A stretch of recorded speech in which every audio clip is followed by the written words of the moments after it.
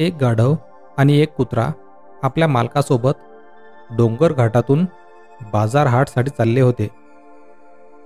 डोंगर घाट चढत चढत त्यांना दुपार झाली. चालून चालून मालक थकला होता. त्याला कडाडून भूकही लागली होती. त्या मालकाने सोबत आणलेलं जेवण होतं. तो एका झाडाखाली बसून निवांत पोटभर जेवला.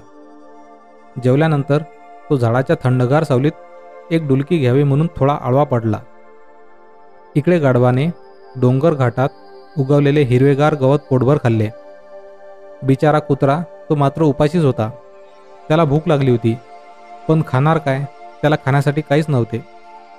कुत्रा गाढवाला म्हणाला, तुझ्या पाठीवर लादलेल्या ओझ्यात थोडे बनपाव आहेत, त्यातले थोडे मला खायला दे.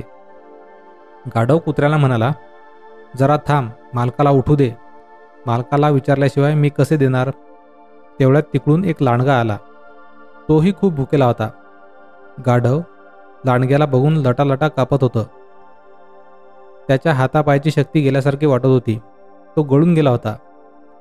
तो कुत्र्याला मदतीसाठी विनवणी करत होता. कुत्रा गाढवाला म्हणाला,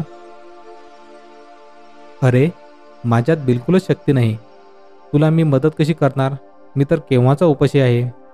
मला तर तू काही खायलाही दिले नाहीस. थोडं थांब, मालकाला उठू दे.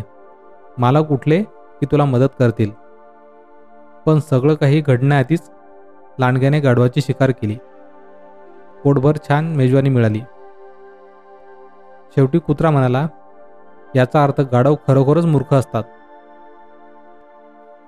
Moral stories in Marathi for kids पॉडकास्टचा हा एपिसोड जर आपणास आवडला असेल तर फॉलो करून शेअर करायला विसरू नका.